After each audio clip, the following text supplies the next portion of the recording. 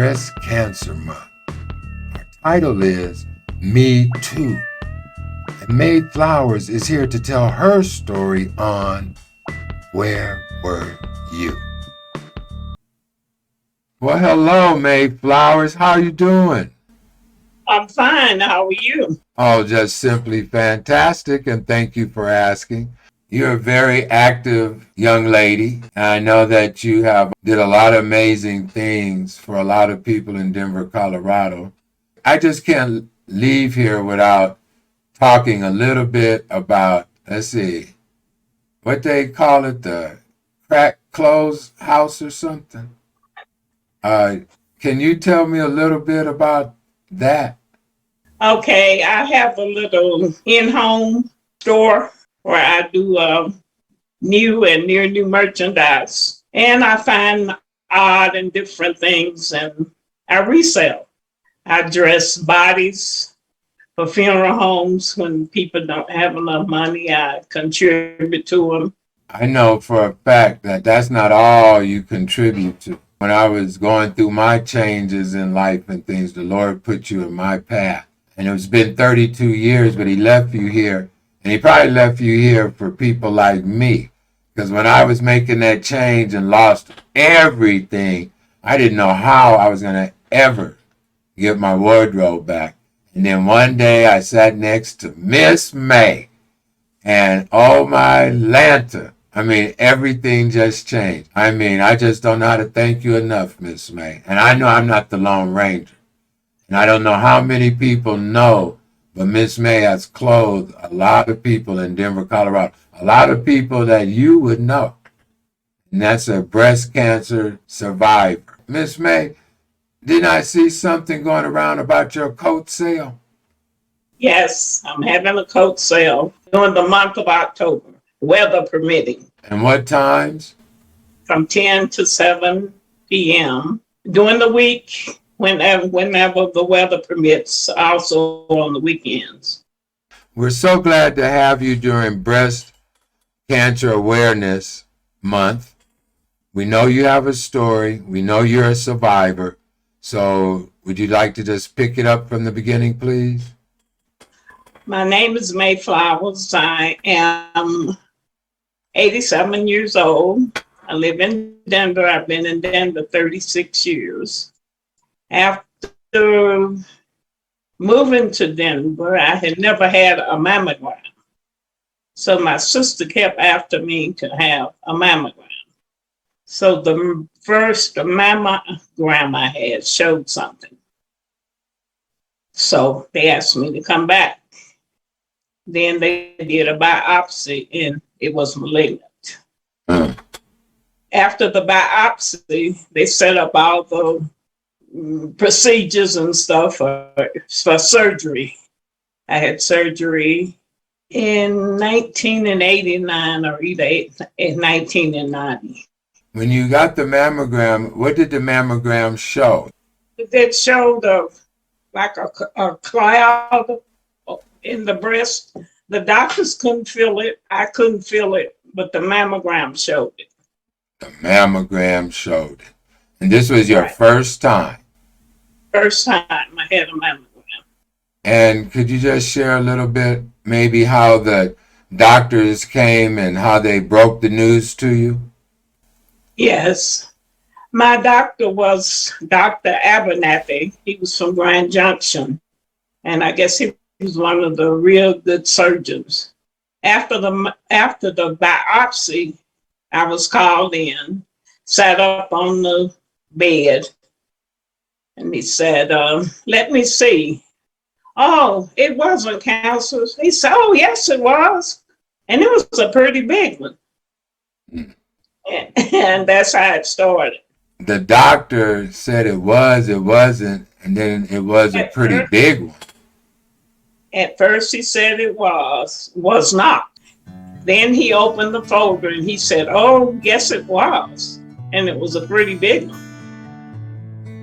And then from there, he started making plans for what they were going to do. So he told you at that time that it was cancerous. Right. after the biopsy. What did he prescribe for you to do? He said they had a meeting with the other doctors and everything, and they decided that I should have surgery.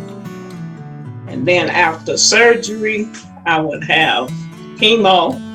And after chemo, I would have radiation. Which one went first, and what was your lifestyle like at this time? I mean, were you working in school? What were you doing? I was a temporary employee at the United Bank of Denver. So I would work there, and they suggested that I have chemo first and then radiation after the chemo. The chemo took about 3 months. I would go like every 3 weeks. I would go home. They called me the next day. Are you okay? I'm at work. So I was okay. Wait. Excuse me. So you did the chemo and went back to work?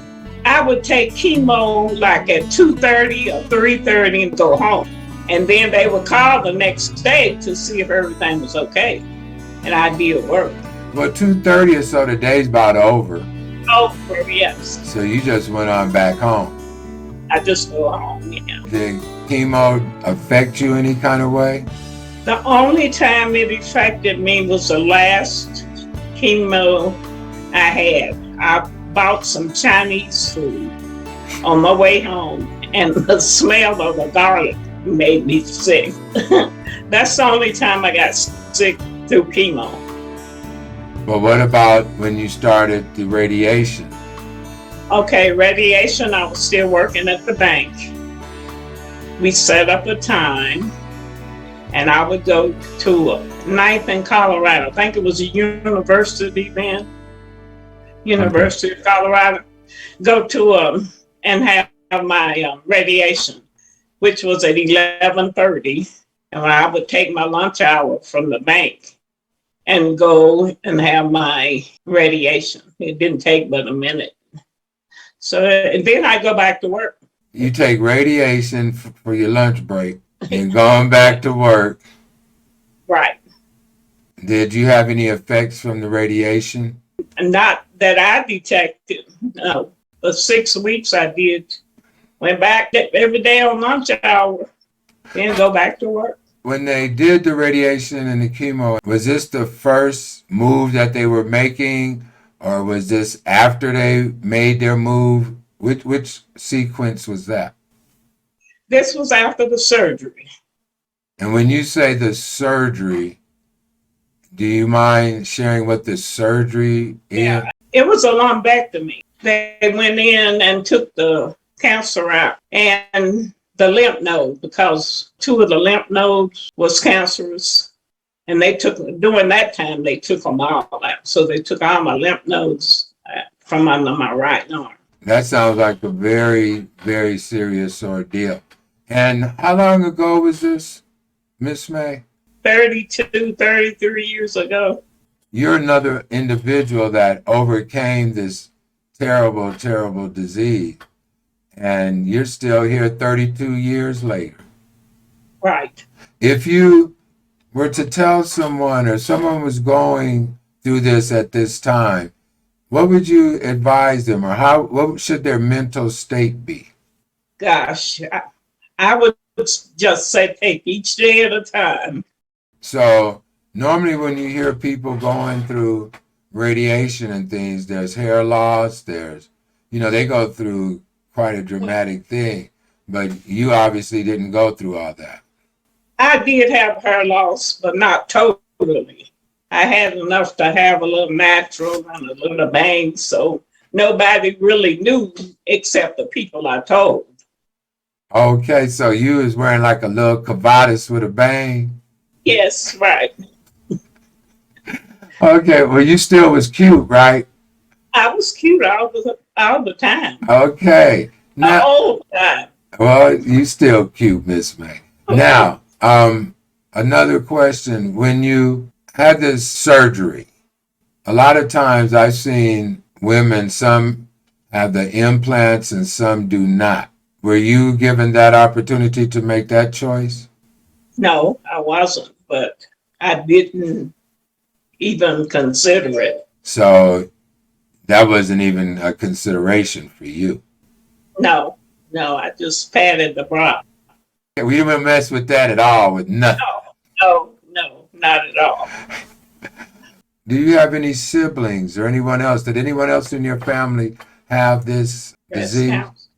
Yes, my mother's sister had breast cancer she passed at the age of 61.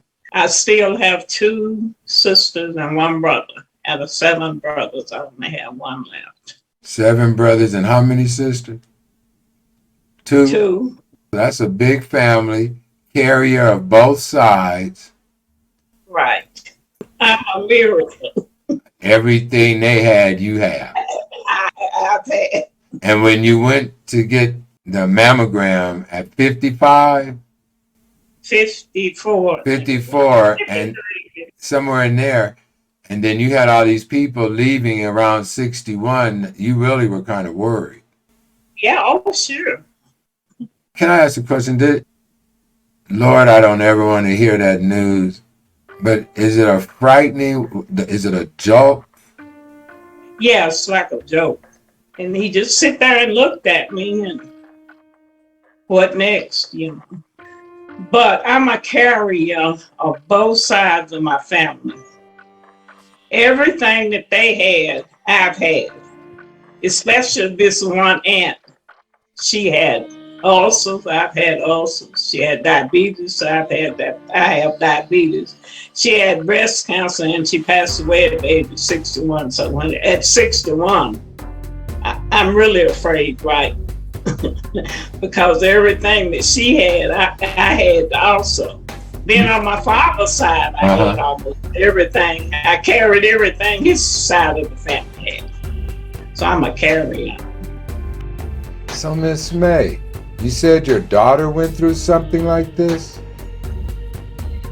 And when she went and had the mammogram, she had almost the same spot as I did. She had a lumpectomy. She had to go through almost the same things as I did, only just everything is more modern now.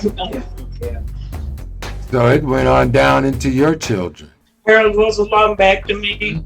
She had radiation, but she refused chemo because they said it would probably increase her life by 11 years. So she didn't go through that. But I think she took the chemo pills or something she takes. She still takes. She's over 5 years. Over her 5 years. Survived it as well. Right. Well, your aunt, you said, you and your daughter, was the aunt on the mother's side or the father's side? Mother's side.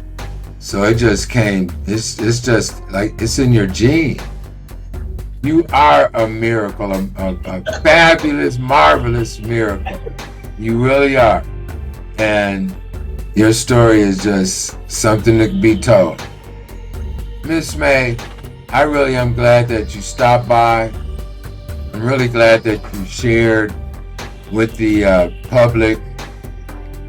I don't know if you consider it personal, but I guess I would consider it personal. And I'm glad that you were willing to share this story. And a lot of women go together and they stick together. And I know a lot of women go through this. That's why we have this month dedicated to it. But I just wanted to be one to say thank you again for coming. So thankful to God that you're still here and you have blessed me so much. Thanks for having me. Well, another episode of Where Were You? And we would like to thank our guests for this evening. Also want to thank New Me. New Me helps sponsor Where Were You? So go on and check it out. New Me /Arkway. Also, go on and hit that like. Go on and hit subscribe. Go on and hit that share. Go on and leave a comment. And if you find anyone that has a story, let me know. And hey, you bless someone today.